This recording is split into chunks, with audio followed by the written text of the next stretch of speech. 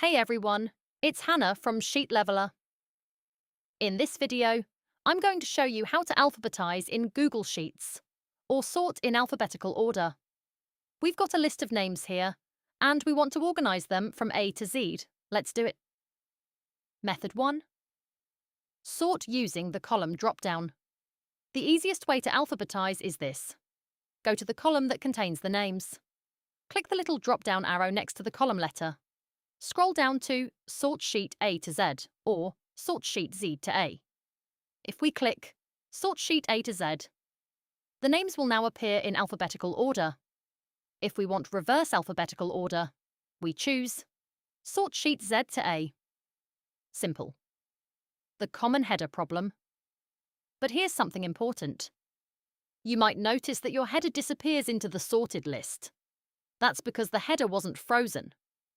Let me undo that quickly with Command+Z or Control+Z on Windows. We don't want the header included in the sort. Fix it by freezing the header. There are two ways to freeze your header row. Option 1. Hover just above row 1 until your cursor turns into a hand. Click and drag down one row. That freezes row 1. Option 2. Go to View, Freeze, and select one row. Now your header is frozen. Let's sort again. Click the column drop-down. Sort Sheet A to Z. Now the header stays in place, exactly how it should. And if we want reverse alphabetical order, Sort Sheet Z to A. Method 2. Use the Data menu, Sort Sheet. Another way to do this, select column A. Go up to Data, Sort Sheet by column A to Z, and there we go. Same result. Method 3. Sort only one column, Sort Range. Now here's something important. If you do not want to change anything else in the sheet, only this specific column, you should use Data, Sort Range.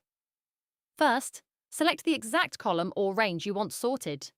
Then go to Data, Sort Range. Choose A to Z or Z to A.